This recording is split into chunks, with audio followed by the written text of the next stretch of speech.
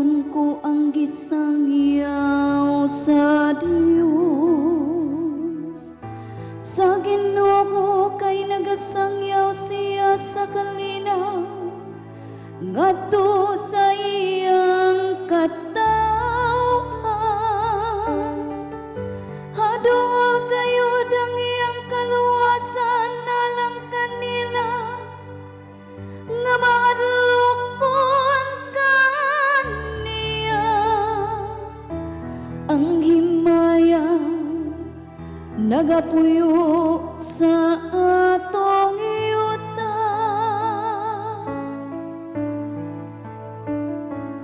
ang atong Dios muapo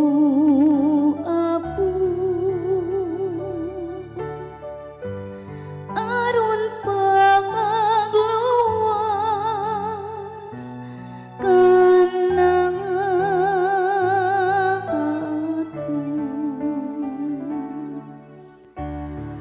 ang kaluoy ug ang kamatuoran magatagbo,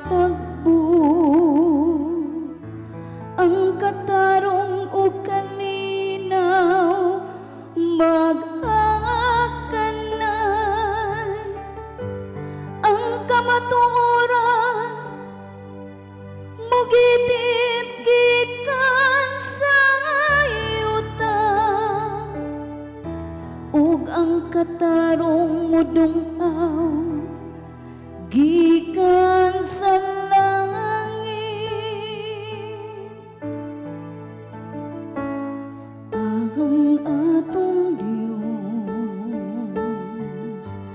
muapo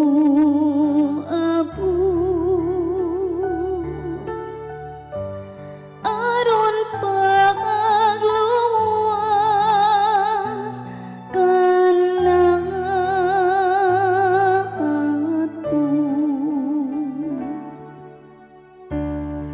ang Ginoo mohatag sayang mga kaayuhan, ug ang atong yuta mohatag sa iyang abot. Ang katarong maglakaw sa iyang atubangan, ug ang kaluwasan diya sa iyang pag-aagian.